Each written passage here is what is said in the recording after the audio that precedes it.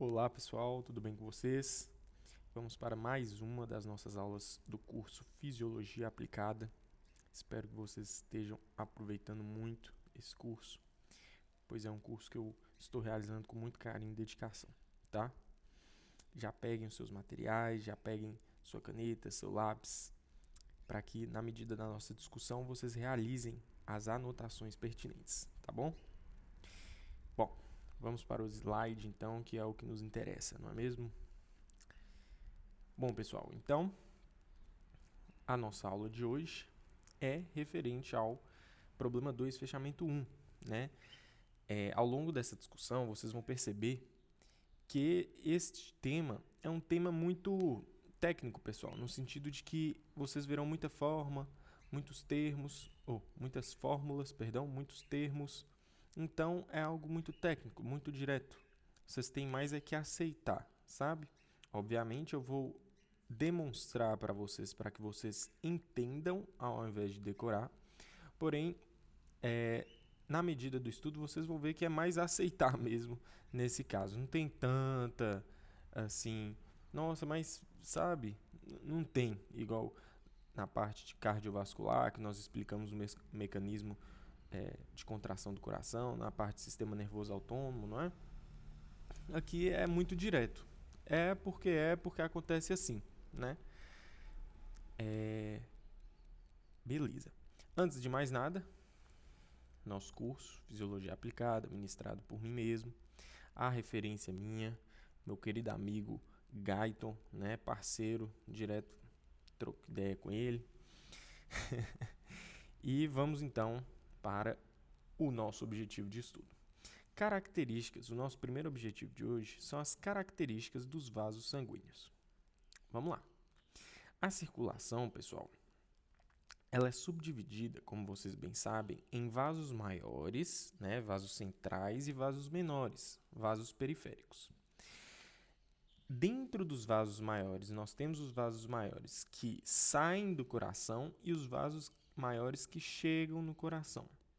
E dentro dos vasos periféricos, a gente também tem os vasos que estarão levando o sangue do coração aos tecidos e também vasos que estarão trazendo o sangue dos tecidos ao coração, certo? Beleza. Este sangue, né?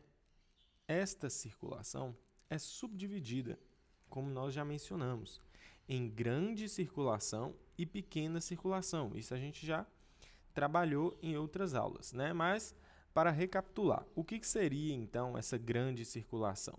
Não é mesmo? A grande circulação, pessoal, você tem aqui o seu coração, você tem aqui a artéria aorta.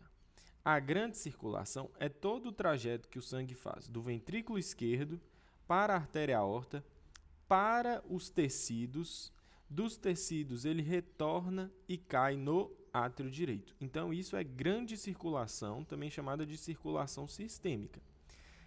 Recapitulando, é o trajeto que o sangue faz do ventrículo esquerdo até voltar para o átrio direito. Isso é grande circulação ou circulação sistêmica. E há também a pequena circulação, também chamada de circulação pulmonar. O que é a circulação pulmonar? Nosso coraçãozinho ele é dividido em ventrículo direito, ou átrio direito, ventrículo direito, átrio esquerdo, ventrículo esquerdo. A grande circulação é o que nós falamos? O sangue sai do ventrículo esquerdo, né? Ele está saindo aqui, mas vocês sabem que a aorta parte aqui por cima, né? Mas só a título de exemplificação. Então, o sangue sai do ventrículo esquerdo, retorna para o átrio direito. Grande circulação. O que seria então a pequena circulação? A pequena circulação é o trajeto que o sangue faz do ventrículo direito através do quê? Através da artéria pulmonar, vai para o pulmão e do pulmão ele retorna para o átrio direito. Beleza? Então, a pequena circulação, também chamada de circulação pulmonar, engloba ventrículo direito, artéria pulmonar, pulmão, veia pulmonar e átrio esquerdo. Beleza? E a grande circulação?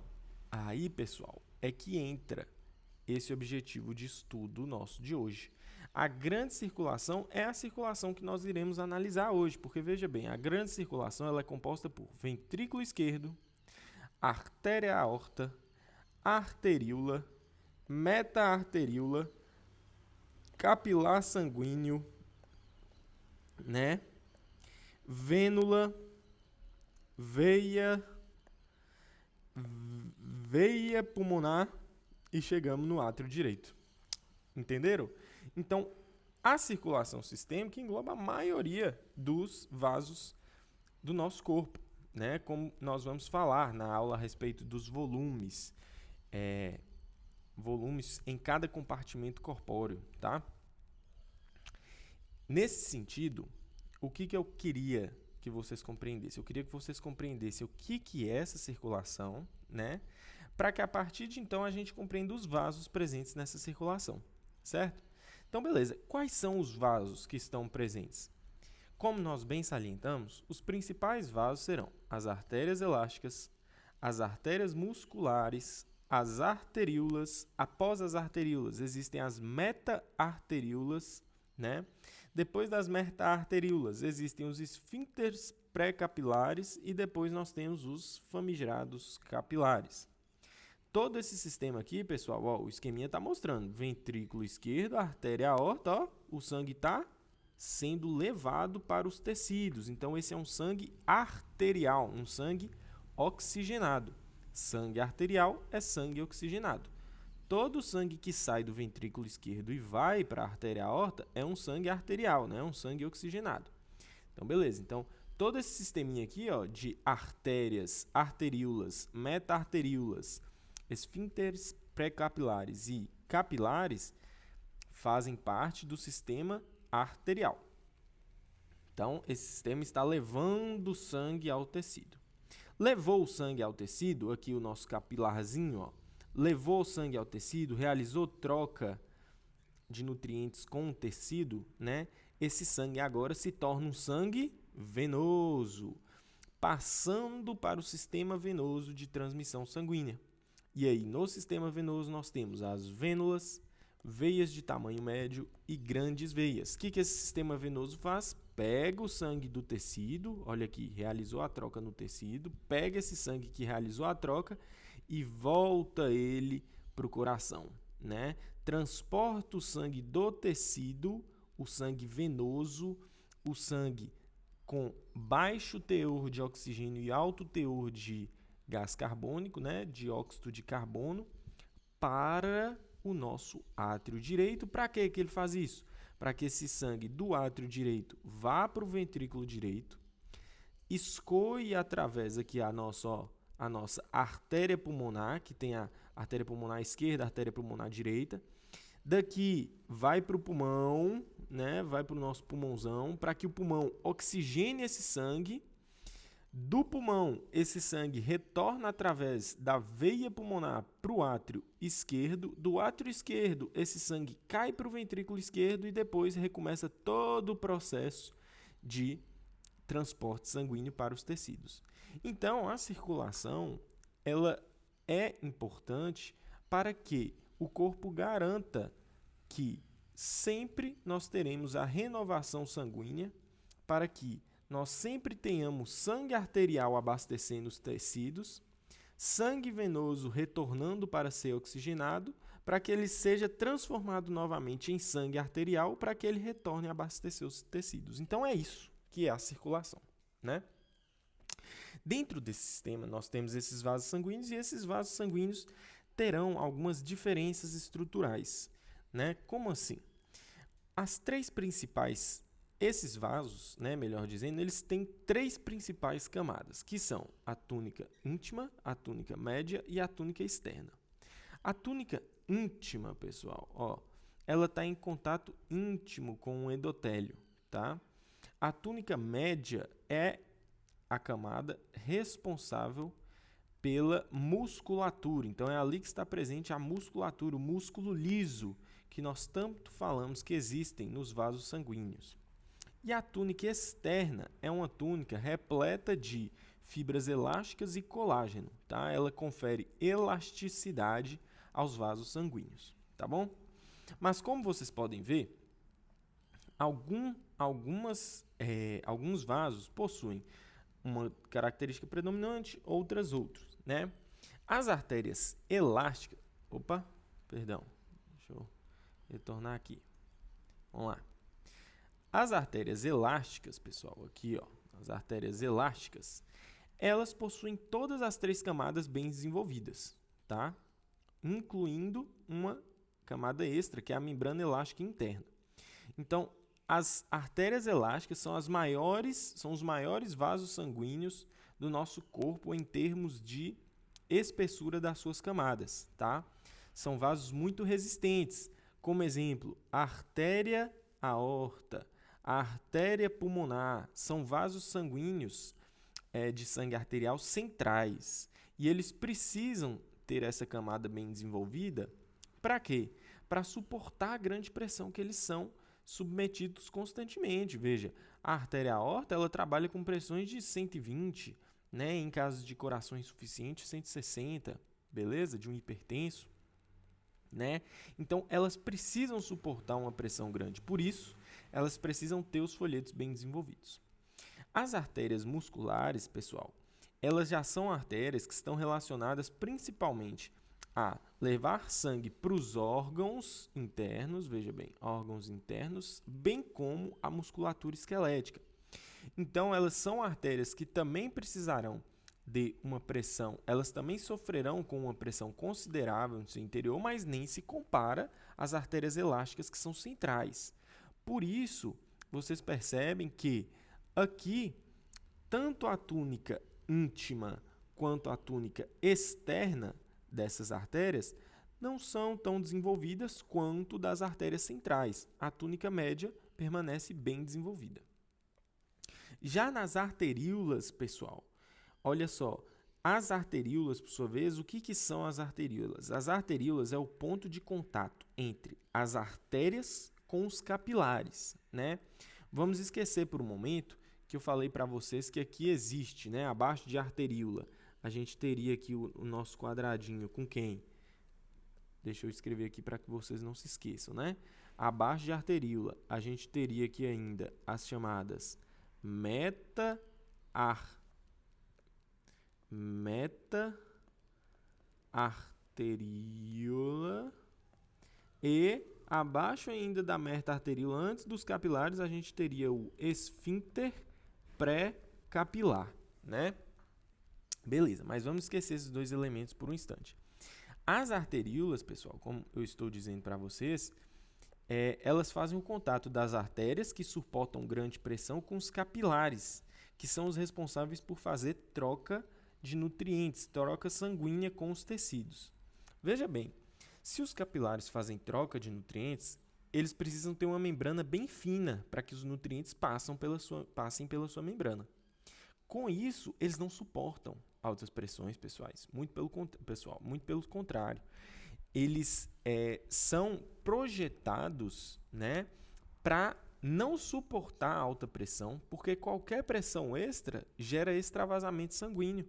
E você não quer extravasamento sanguíneo, porque extravasamento sanguíneo representa edema, representa retenção de líquido nos tecidos e redução do retorno venoso para o coração. Então, pessoal, se é a arteríola que está no meio desse caminho, né, entre artéria e capilar, cabe a ela a função de regular a pressão sanguínea, o fluxo sanguíneo que chegará no capilar.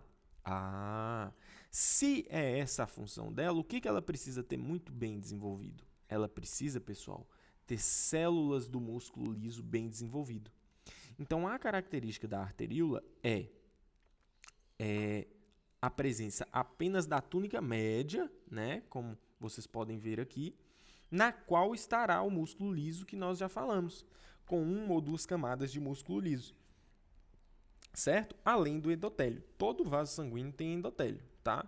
Isso aí nem é discutível, né? Todo vaso sanguíneo tem endotélio, beleza?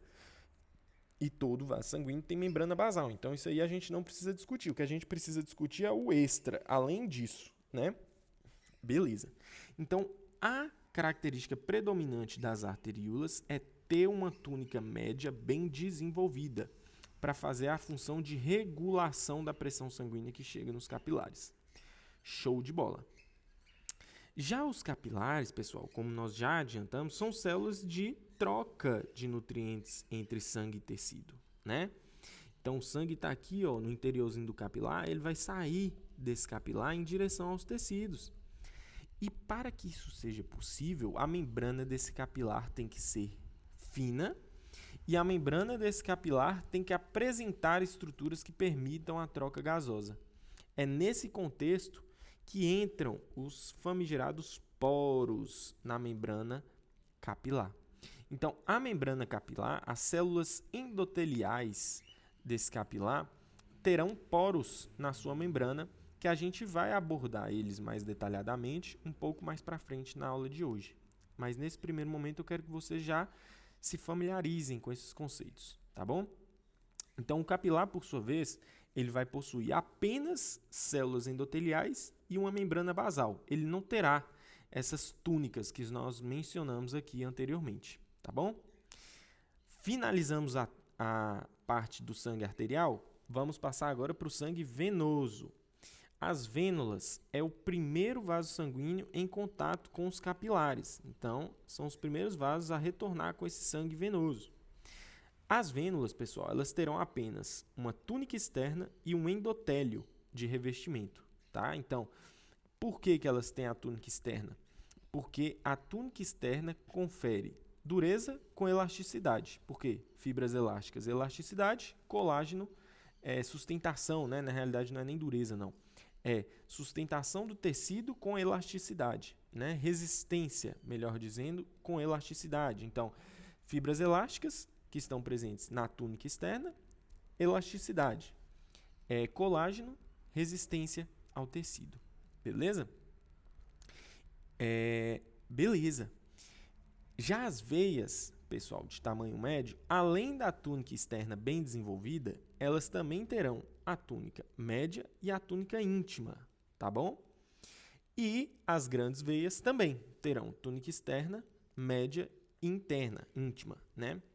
Qual a importância disso, pessoal? A importância, principalmente, de você ter uma túnica média, no caso das artérias, nós explicamos. A importância de você ter uma túnica média é suportar as altas pressões que essas artérias são submetidas. Mas quando a gente pensa em veia, olha qual que é o movimento que o sangue está fazendo. O sangue está fazendo um movimento ascendente contra a gravidade. Então, aqui não se acredita, né? É meio intuitivo pensar que esse sistema não lida, né, com altas pressões. E vocês têm razão, vocês estão certos. Esse sistema ele não lida com altas pressões, né? Mas é um sistema que precisa possuir uma túnica média com o intuito de tanto armazenar sangue, por isso que nós vamos falar que as veias são responsáveis por armazenar sangue extra para o nosso corpo, para o nosso coração, bem como a túnica média aqui tem a função de ejetar sangue. Como assim, Enzo? No momento em que o sistema nervoso simpático ele é ativado, pessoal, vocês sabem que ele causa vasoconstrição, né? Vasoconstrição. Se ele causa vasoconstrição, ele faz que músculos lisos, né, da vasculatura se contraiam. E é justamente a musculatura lisa presente na túnica média, né? Então, quando o sistema nervoso simpático ele atua, ele contrai a musculatura lisa presente nos vasos sanguíneos, beleza? Gerando vasoconstrição. Para quê? No caso das artérias, é para mandar mais sangue para o tecido, né? E no caso das veias, é para aumentar o retorno venoso para o coração. Eu não falei para vocês que a túnica média ela serve para garantir que as veias sirvam como compartimento extra de reserva? Isso mesmo. Então, elas servem tanto para dilatar as veias, garantindo que essas veias não estourem, né, com essa quantidade extra de sangue que está ali nelas, bem como quando o coração fala, veia, preciso de mais sangue. O que ela faz? Ela faz assim, tá, agora eu vou parar de só evitar que a minha veia estoure e vou contrair a minha veia, para que esse sangue extra que eu armazenei né, esse sangue extra que eu armazenei, eu vou agora fazer uma vasoconstrição para que esse sangue extra vá para o vaso e retorne para o meu coração. Beleza? Então, a vasoconstrição das veias, pessoal, é para aumentar o retorno venoso para o átrio direito. Com isso, através do mecanismo de Franken-Starling, se você aumenta o retorno venoso, você aumenta a pré-carga do ventrículo direito. Aumentando a pré-carga, você aumenta o volume de ejeção sistólico, né? Aumentando o volume de ejeção sistólico, você aumenta o débito cardíaco, mais sangue vai para o tecido e mais você terá células sendo nutridas. Show de bola? Entenderam o que é esse sistema de vasos sanguíneos? É bem simples, né? Essa é a parte mais gostosinha dessa aula. Então, só recapitulando, nós temos nesse sistema as artérias, as arteríolas, as meta-arteríolas, os esfíncteres pré-capilares, os capilares, as vênulas, as veias e as grandes veias. Na medida dessa aula, a gente vai retornar em alguns desses conceitos para que nós discutamos a respeito de funções especiais, tá bom? Em cada um desses órgãos. Mecanismos especiais em cada um desses órgãos. Tudo bem? Antes de avançar, eu só queria voltar com vocês nesses dois conceitos aqui, ó, de meta-arteríola e esfíncter pré-capilar. Como que esse sistema funciona? É assim, ó, pessoal. No sistema sanguíneo, você tem, né, as artérias, que são grandes, as arteríolas, que são menores. Daqui das arteríolas, a gente tem vasos um pouco menores ainda, que são as meta-arteríolas, beleza? E dessas meta-arteríolas, pessoal, nós teremos os capilares, tá? Então, é das meta-arteríolas que nós teremos os capilares. E aí, dos capilares, a gente tem um tanto de ramificaçãozinha, né? Dos capilares, a gente tem um tanto de ramificaçãozinha. Então, enquanto ainda não tem ramificação, significa que não é capilar, é meta-arteríola. E antes de meta-arteríola, é a arteríola. Beleza. Nessa meta-arteríola, a gente terá uma série de anéis de músculo liso, tá? Uma série de anéis. Beleza? De músculo liso. Por quê? Porque na arteríola, esse músculo liso está na membrana dela, né? É a túnica média dela. A arteríola, você tem todo o revestimento da membrana de músculo liso. Na meta-arteríola, não. Você terá anéis. E, por fim, antes de ocorrer a transição de meta-arteríola, para capilar, você tem aqui o chamado esfíncter pré-capilar. O que é esse bendito esfíncter pré-capilar? Ele é o último anel de músculo liso presente na meta-arteríola, beleza? Então, ele nada mais é do que um dos anéis de músculo liso. E todos esses anéis, bem como o esfíncter pré-capilar principalmente, servem como mecanismo de controle para a pressão no interior do capilar, para o fluxo sanguíneo que está indo em direção ao capilar. Então, é principalmente, pessoal, esses anéis, esse esfíncter pré-capilar que irá controlar o fluxo sanguíneo. Como assim? O fluxo sanguíneo no capilar, ele é um fluxo sanguíneo chamado de intermitente. Tipo assim, aquele esquema, né? Tic-tac, tic-tac, tic-tac, tic-tac. Por que tic-tac? Porque entre um tic e um tac, você tem um intervalozinho que você não tem barulho, né? Porém, você sempre está tendo tique e tac, mas entre tiques e tacs você tem um intervalo sem barulho. Isso é chamado de algo intermitente. É quando você tem uma coisa, deixa de ter, volta a ter, deixa de ter, volta a ter, deixa de ter e fica assim. O fluxo sanguíneo é dessa mesma maneira para o capilar. Você tem o fluxo sanguíneo, deixa de ter. Volta a ter, deixa de ter. Volta a ter, deixa de ter. E ele fica assim. Por que ele fica assim? Justamente pela atuação desses anéis de músculo liso. Eles ficam se contraindo, relaxando, contraindo, relaxando, contraindo, relaxando, aumentando e diminuindo toda hora o fluxo sanguíneo que está indo para o seu capilar. Beleza? Então, é isso. Beleza? Esse fluxo sanguíneo é dito intermitente graças aos anéis de músculo liso presentes nas meta-arteríolas e graças ao esfíncter pré-capilar. Beleza? Qual a função deles? Regulação do fluxo sanguíneo em direção aos capilares sanguíneos. Quando nós falarmos da teoria da vasodilatação, né, dos mecanismos de controle do fluxo sanguíneo, que a gente vai ter o mecanismo metabólico, né, envolvendo adenosina, envolvendo oxigênio, nós vamos retomar isso aqui. Por quê? Porque em um momento de necessidade, o que vai ocorrer? Vai ocorrer uma maior dilatação desses anéis, promovendo um maior aporte de sangue, um maior fluxo sanguíneo em direção aos capilares, para que o tecido que esteja passando pela necessidade seja suprido. Então, essas teorias vão dizer o seguinte: em situações de necessidade tecidual, o músculo na metateríola e o esfíncter pré-capilar se dilatam para que o fluxo sanguíneo para esse tecido aumente, garantindo que ele diminua, né, esse ciclo intermitente e se torne contínuo, para que esse tecido obtenha maior aporte de nutrientes e de oxigênio. Fechou? Show de bola, então. Vamos passar para a nossa aula.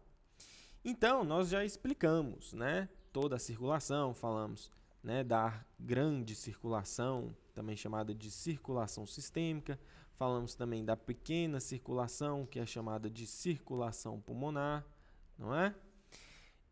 Já falamos da característica de tecidos de cada vaso sanguíneo, beleza? Já falamos dos capilares, mas faltaram duas características dos vasos sanguíneos que nós não mencionamos. Nós vamos mencionar agora, só vou tomar um gole de água.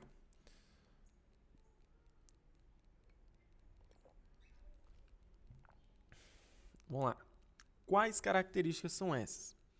Primeiro, os capilares, pessoal, podem ser subdivididos em capilares contínuos, fenestrados e sinusoidais. Isso aqui é mais uma curiosidade para vocês, tá? Não precisem ficar assim, meu Deus, o que é isso? O que está acontecendo? Como assim? Ser contínuo, fenestrado ou sinusoidal se relaciona, né, ao endotélio desse capilar. Então, é um endotélio contínuo, é um endotélio fenestrado ou é um endotélio sinusoidal? O que isso significa? Nós mencionamos que os capilares possuem poros em sua membrana delgada para facilitar a troca de nutrientes entre sangue e tecido. Show de bola. Porém, sabe-se que esses poros, pessoal, esses orifícios de passagem de troca, eles podem ser maiores ou menores a depender do tecido. Quando esses poros têm a menor dimensão possível, esse capilar é chamado de contínuo. E onde que o capilar contínuo está presente? Ele está presente no sistema nervoso central, cérebro, né? No músculo, na musculatura esquelética, beleza? Quando esses poros se tornam um pouco maiores, permitindo, por quê? Quando eles são pequenos, eles permitem a passagem apenas de água e alguns eletrólitos, né?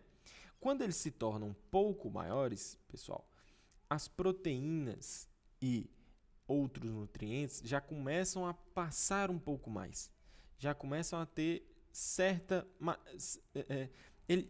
Ele gera uma maior facilidade para que ocorra o transporte, né?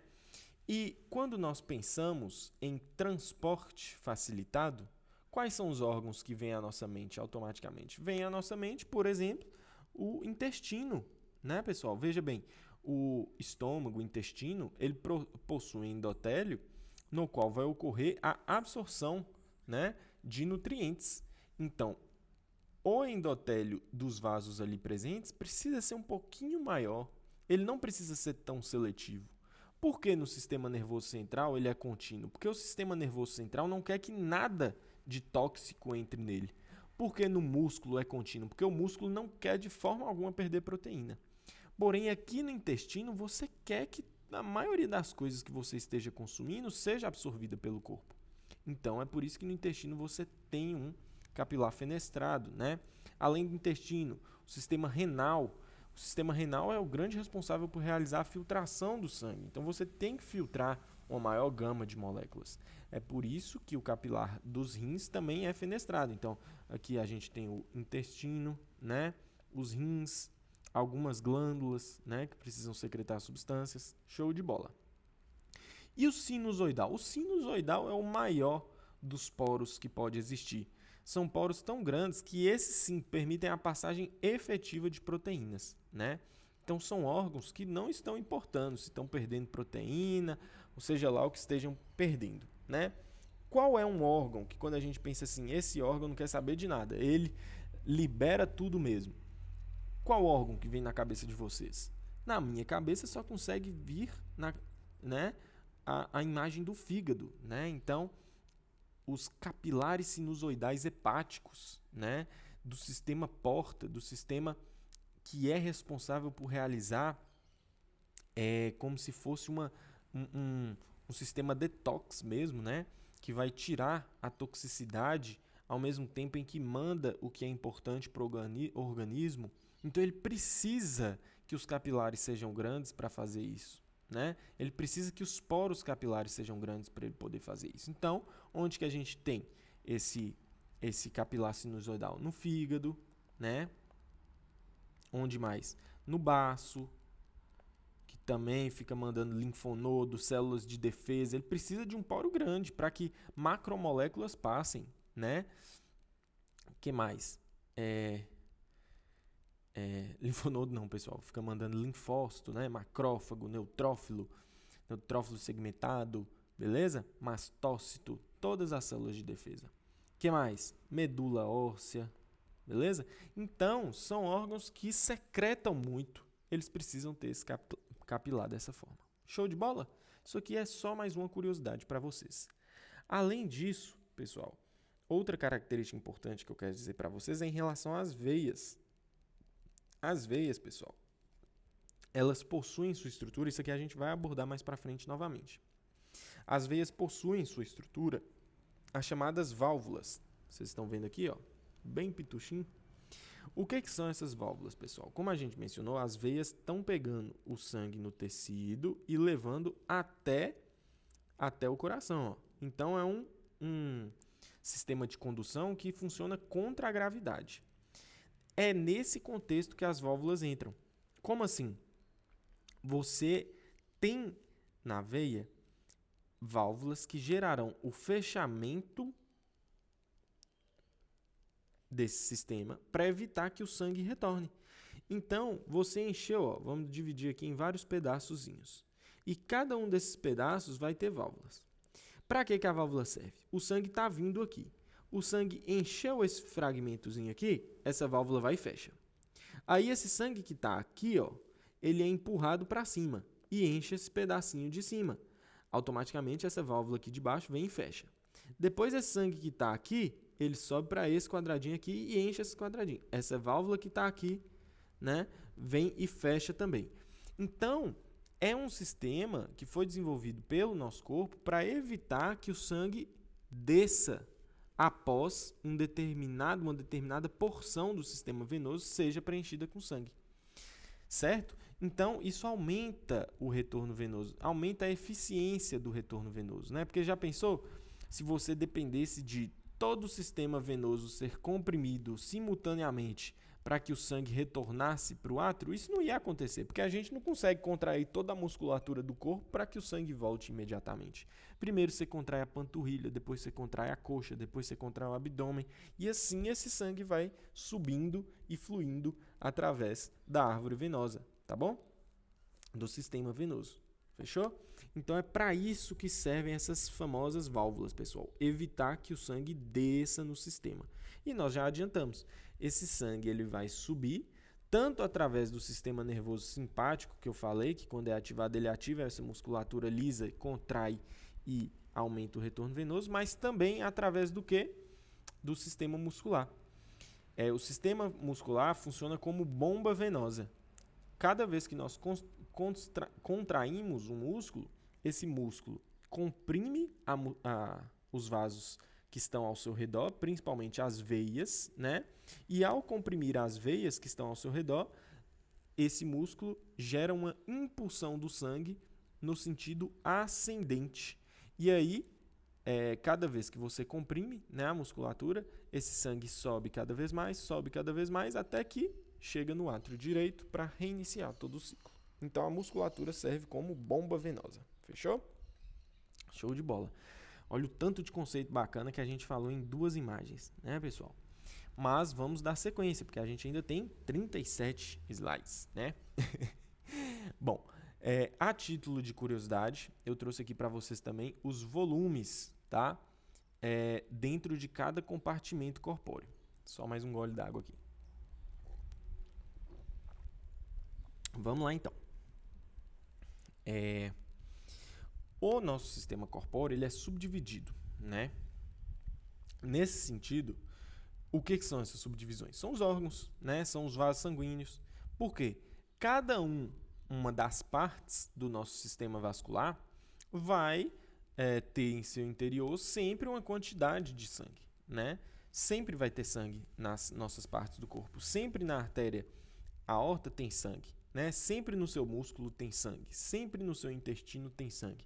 Então, cada uma das partes do nosso corpo que tem sangue, nós podemos dizer que ele serve como um armazenador de sangue, já que mesmo que seja um sangue passageiro, né, que esse sangue está fluindo através daquele tecido, vai sempre ter uma mesma quantidade de sangue ali. E que mesma quantidade de sangue é essa? A gente diz, dividindo o sistema, né?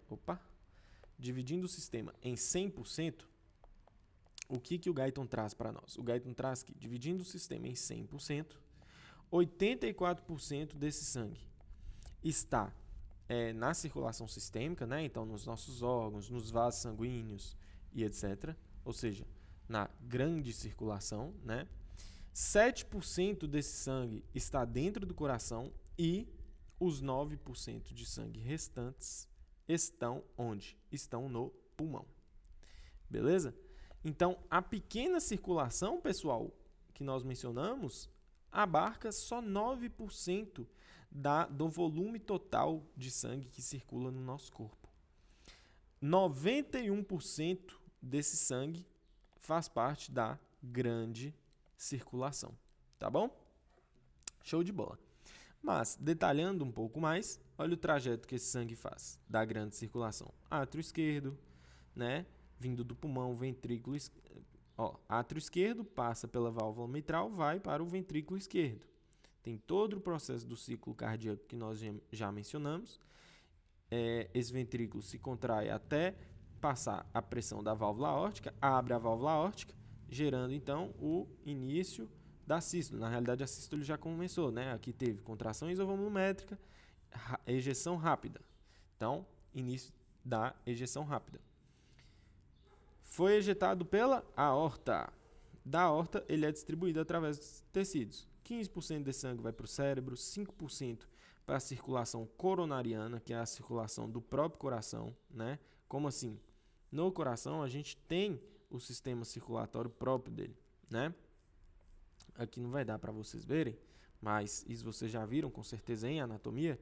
Mas aqui, ó, pessoal, na válvula aórtica, aqui, após essa abertura, que é a abertura da válvula aórtica, né? Bem aqui acima da abertura da válvula aórtica, a gente tem os canais da circulação coronariana. Então, é quando o sangue vai, aí depois esse sangue volta, fechando a válvula aórtica. É no momento que esse sangue volta fechando a válvula aórtica que ele entra aqui através dos ósteos de entrada da circulação coronariana, nutrindo as células cardíacas, tá bom? Então, qual o percentual desse sangue que vai para a circulação coronariana? 5%.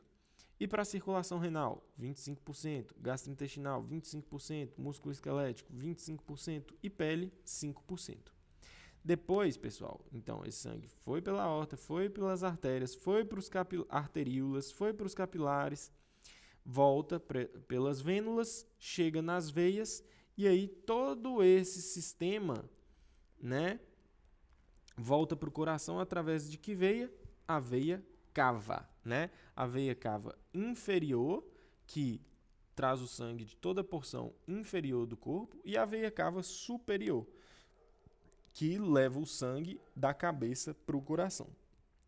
todo esse sangue chega na veia cava e volta para o átrio direito, né? No átrio direito vai ocorrer a passagem de sangue através da válvula tricúspide para o ventrículo direito.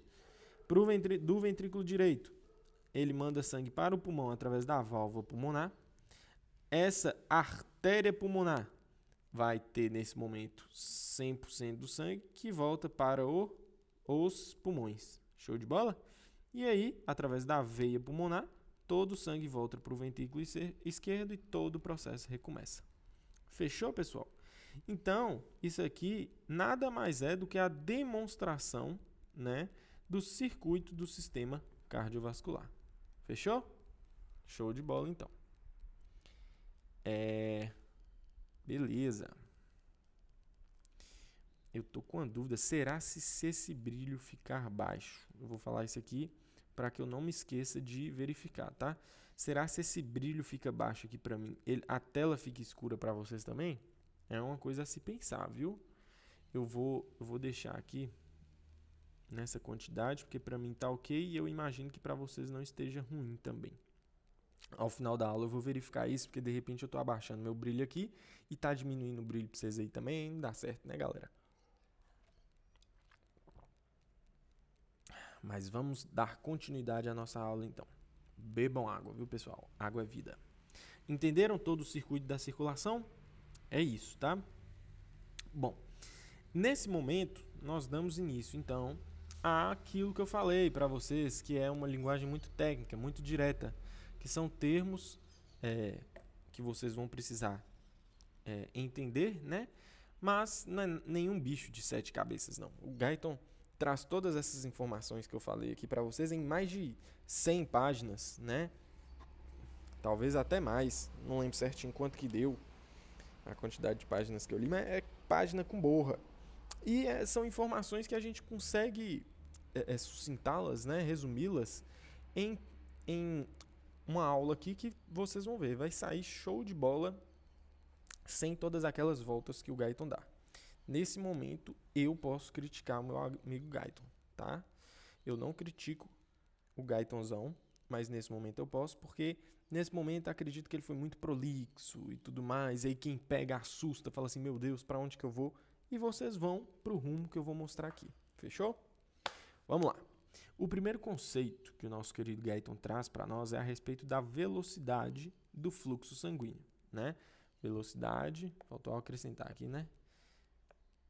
Velocidade do fluxo sanguíneo. O que é, pessoal, essa velocidade do fluxo sanguíneo, né? Nada mais é do que aquilo que a gente estudou em física, né? Metros por segundo. Aqui volta todo mundo, meu Deus, física não, física de novo não, mas é física, viu, galera? Aqui tem física demais, então sentem, respirem, porque agora começa uma partezinha aqui que pra mim é muito gostosa, porque envolve física, mas eu sei que gera um certo desconforto em alguns. Vamos por parte. O que uma velocidade mede? Uma velocidade mede quanto tempo uma determinada coisa demora para percorrer uma certa distância. Entendi. Então, se a gente está falando da velocidade do fluxo sanguíneo, a gente está querendo saber quanto tempo o fluxo sanguíneo demora para percorrer uma certa distância. Isso mesmo. Porém, pessoal, no caso do fluxo sanguíneo, como nós vimos, esse fluxo ele perpassa por vários órgãos, vários tecidos e vários vasos, né? Sabendo, isso aqui é algo que vocês têm que saber, que o fluxo sanguíneo ele precisa ser constante, né? Porque veja bem, se você pega uma mangueira, pensa assim, se você pega uma mangueira e enche toda essa mangueira de água, e depois de você fazer isso, você une as duas pontas da mangueira e você coloca a água que está dentro daquela mangueira para movimentar, vocês não concordam comigo que toda a água que está no interior daquela mangueira, ela tem que tem que ter o mesmo fluxo? Não confundam. A água que está ali dentro não tem que ter a mesma velocidade. Ela tem que ter o mesmo fluxo. O que é o fluxo? Fluxo é a quantidade de centímetros cúbicos que uma quantidade de água passa, né? Então, quantas ml de água estão passando por determinado ponto daquela mangueira por segundo, né? Então, isso é o fluxo sanguíneo. O quanto de água que passa pelo tubo da mangueira em um determinado tempo. Veja, se a mangueira ela tem as mesmas dimensões, a mesma água que passa no topo, o mesmo fluxo, né? A mesma ml de água que passa no topo da mangueira tem que ser a mesma ml de água que está passando lá no final da mangueira. Por quê? Porque se um desses sistemas tiver um fluxo menor, vai engarrafar todo o sistema e a água vai parar de movimentar dentro da mangueira. Entenderam? O nosso corpo é da mesma forma. O fluxo sanguíneo dentro do nosso corpo, em todas as partes dele, tem que ser o mesmo. Por quê? Porque se em uma das partes o fluxo for diferente, o sistema todo engarrafa e o sangue para de circular. Ah, Enzo, que interessante. Entendi. E aí, pessoal, é nesse contexto que nós começamos a trabalhar com a velocidade do fluxo sanguíneo e mais ainda com a área das secções transversais dos vasos sanguíneos. Por quê? Porque a gente sabe que uma artéria ela tem um calibre X, né? Deixa eu colocar aqui com laser. Uma artéria tem um calibre X. A arteríola tem um calibre Y. E os capilares têm um calibre Z, né? Ou seja, cada vez que você vai mais para baixo, você vai mais para o sentido periférico, menores ficam os vasos. Então, como, Enzo, que você consegue ter um mesmo fluxo em todas essas porções? Olha a diferença de tamanho. Como que você vai conseguir manter a mesma ml por segundo?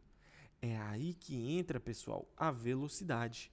Como eu falei, o fluxo é o mesmo, mas a velocidade em cada parte do sistema não é a mesma. Vocês entenderam?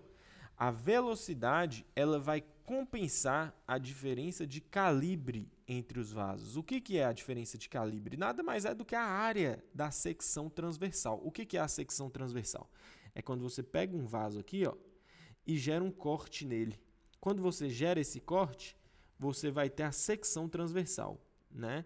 Que é essa parte aqui do vaso. Você vai ter uma secção transversal nessa direção, e você vai ter uma outra secção transversal vindo daqui, né? Essa área aqui é o calibre do vaso. Então, é a velocidade que vai moldar esse fluxo sanguíneo, né? É a velocidade que vai moldar esse fluxo sanguíneo para que uma mesma quantidade de sangue passe em todos os pontos do corpo. Aí você está pensando e você não está conseguindo compreender, Enzo do céu. Isso não entra na minha cabeça. Como é que é possível, Enzo? Não é possível, Enzo. Porque para a velocidade fazer isso, Enzo, olha o tamanho da artéria, Enzo, e olha o tamanho da arteríola, né? Para a velocidade fazer isso, Enzo, o que ela teria que fazer? Se aqui tem esse diâmetro maior, automaticamente, para o fluxo entre essa parte e essa parte ser igual, automaticamente, Enzo, a velocidade aqui tem que ser menor. E se a velocidade aqui é menor e a velocidade aqui é maior, vai ter um momento em que aqui vai ficar sem sangue, Enzo. Não, pessoal, não é bem assim. Porque quando a gente fala que esse fluxo ele é igual, não é pensando em um vaso separado. Não é pensando nesse vaso que virou uma arteríola, que virou um capilar. Não é. Quando a gente fala isso, a gente está pensando na somatória de todos os vasos, entendeu? Por quê? Porque sabe-se que para os vasos separados, o fluxo sanguíneo já é diferente. Então, é nesse contexto que entra essa tabelinha que eu trouxe aqui para vocês do Guyton. Olha, nessa tabelinha, o Guyton traz aqui a área total de secção transversa de cada vaso sanguíneo. Então, é a somatória da área de secção transversa. Então, a aorta tem 2,5 centímetros quadrados da sua secção transversa. as pequenas artérias têm 20, as arteríolas 40, os capilares têm 2.500 de área de secção transversa, né? E é isso que vai influenciar nesse nosso cálculo. Por quê? Porque a gente não estava pensando que como a artéria é grandona, ela vai ter uma velocidade menor? Muito pelo contrário. A aorta, que é grandona, tem uma área total baixa, logo a velocidade do sangue na aorta é alta. Beleza? Já nos capilares, a velocidade é baixa, porque a área de secção transversa total é alta. Tá vendo? Então, isso aqui é uma anotação minha no próprio Guyton. Área total. Soma-se a área de todos os capilares, dando esse valorzão aqui. Entendeu? Isso que é a área de secção transversa. E eu falei isso tudo para chegar nessa formulazinha aqui, ó, que o Guyton traz para nós. Na qual? Isso aqui é velocidade. Vamos anotar. Epa. Velocidade. Fluxo sanguíneo, vocês já sabem. Área da secção transversa. Então, essa fórmula fica melhor. Isso aqui é uma divisão, né? Então, o que a gente está falando? Que a velocidade ela é igual ao a divisão do fluxo pela área. Em outras palavras, quanto maior a área de secção transversa, menor será a velocidade, porque o fluxo ele é constante, beleza? O fluxo ele é constante. Logo, a gente pode dizer também que o fluxo é igual a velocidade vezes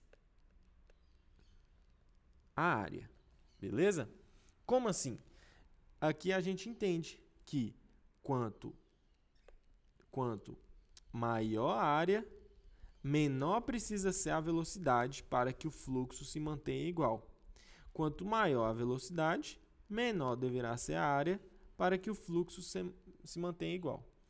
Como é a área que varia, né, de uma região do corpo para outra, de um sistema de transmissão para outro, a gente vai pensar nisso. Quanto maior a área, menor terá que ser a velocidade naquela região. Quanto menor a área da secção transversa, maior tem que ser a velocidade. Para quê? Para que o fluxo se mantenha igual. Aí, aqui, ó, eu trouxe para vocês um exemplo disso. Como assim, né? Aqui, capilar, arteríola, artéria. Beleza? Olha só. A área do capilar é de 1 centímetro quadrado. O fluxo nesse capilar é 10, logo a velocidade nesse capilar vai ser de 10. Beleza? Já, por quê? Porque a área dele é pequena. Quanto menor a área, maior a velocidade, para manter o mesmo fluxo.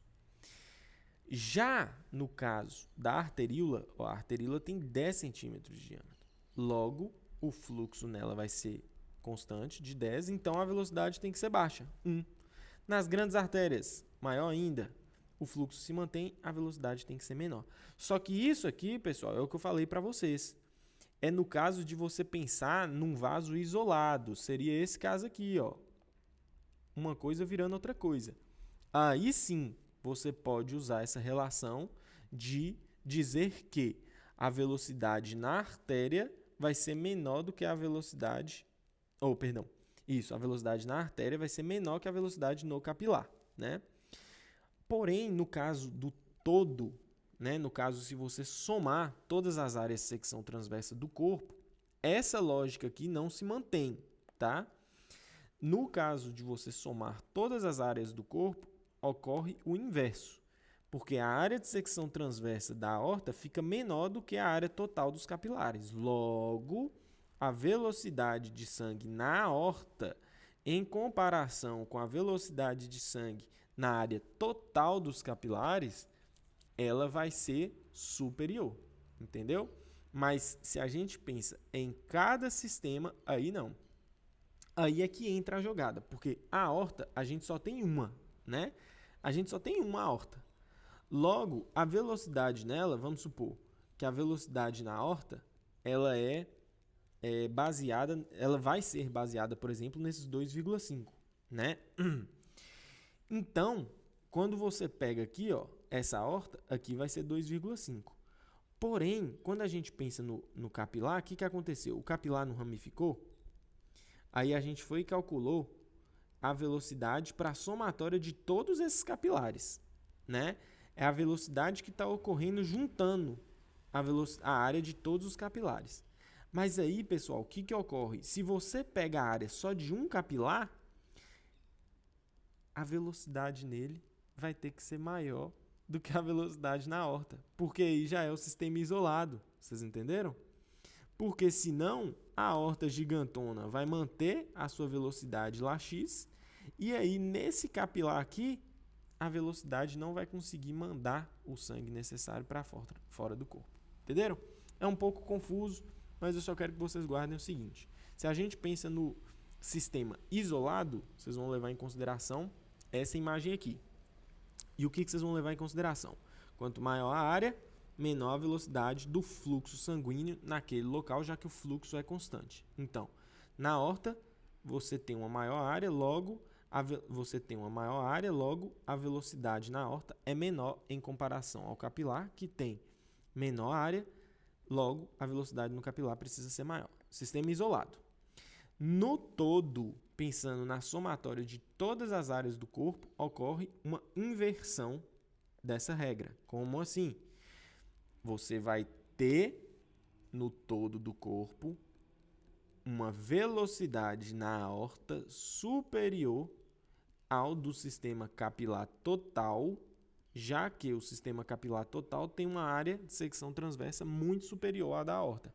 Então, ele precisa ter uma velocidade menor para escoar esse sangue.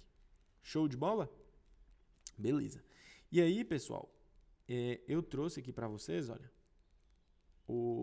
uma outra imagem para que vocês entendam isso que eu estou dizendo. Ó, aqui tem uma legendinha. Questões do gráfico.